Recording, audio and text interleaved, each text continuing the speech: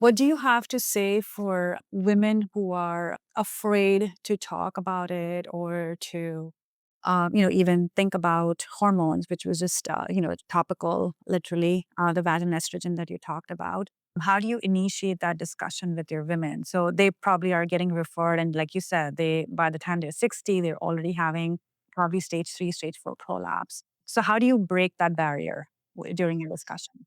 I think the first thing is really kind of making them feel heard. I think oftentimes, especially as a surgeon, I feel because I don't have the luxury, say maybe their primary care. I mean, you're a subspecialty too, so like with the primary care physician, you know them, you're seeing them, you have a different kind of relationship.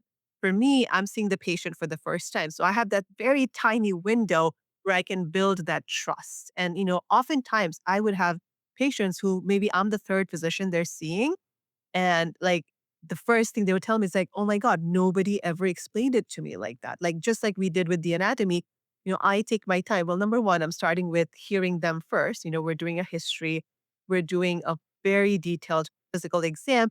And, I assure them I understand these exams are very difficult. I mean, not just from the exam perspective, but emotionally. It's a very it's a lot that they're talking about. And maybe I'm the first person that shared all this information. So the first thing I try to do is just reassure them, build that trust. And I reassure them that there's nothing I'm going to do that they don't agree with. In fact, nothing do, you have to do, right? I mean, do you have to treat incontinence? No. Do you have to take hormones? No. Are you going to be able to live your life? Fine. But do you want to live your life compromised, right? It is a quality of life issue. And I think once you build that trust, you can see them relaxing. You can see them really kind of being curious about what are the options.